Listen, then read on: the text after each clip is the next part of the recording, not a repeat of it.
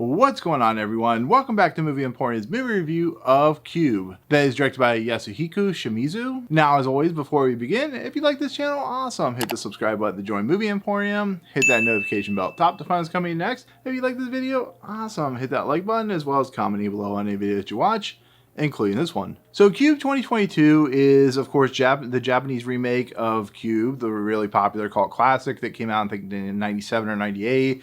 It's basically about a group of individuals who, in essence, wake up in a cube room, a room that literally has four sides, has doors on each side, and in essence, what they learn is that each room they go into is another cube room, very low budget in its own right. But the problem remains is they don't know which room holds a deadly trap, one that if they walk in could kill them, and there's all sorts of crazy traps if you've ever seen the original. So in essence, they have to find their way out, they have to find the exit, and in order to do that, they have to test each room as well as test the mental state of each individual person, which leads down the road of, possible mental breakdowns and some other crazy things that have happened. So to me personally, Cube is what I consider one of the best sci-fi horror films that come out in the last 20 to 25 years. It's a movie so low budget and so ingenious in its storytelling that they literally use the same room over and over and over, but we're able to differentiate from the different traps that they use or the different colors and stuff like that, color schemes and the lights. It was a very ingenious way to make a movie, but make it extremely low budget and still effective for what it's doing. So when the Japanese industry wanted to remake it, that was not really a surprise because they like their horror films. They like their,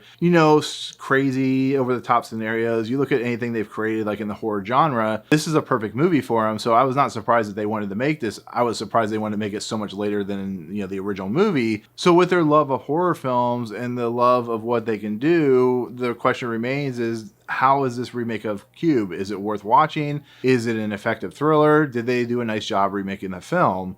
Yeah, you know what? They actually did, believe it or not. It's a film that is pretty close to the original movie in its storytelling and tone. And yeah, for a remake of a cult classic sci-fi horror film, this is actually really well done. Is the special effects a little suspect? Yes, the technology is not great, but I think this is a love letter to the people that probably loves the original Cube. This is a movie that has been brought up to date a little bit, but it still maintains the love and respect for that film and kind of how it represents good low budget sci-fi horror filmmaking. It's a movie that, all it needs is an effective group of individuals.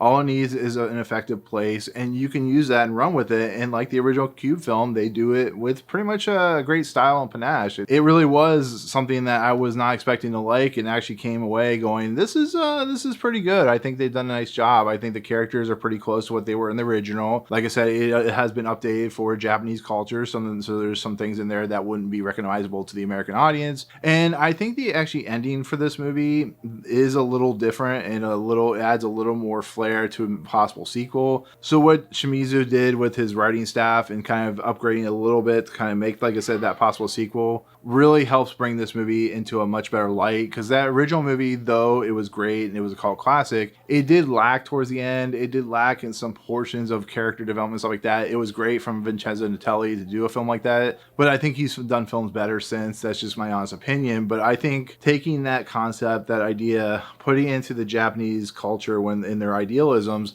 makes it for a fun time. And like I said, the Japanese horror market is some of the best and most original in the world, and bringing this into the fold really helps it work. And like I said, the cast is pretty well done.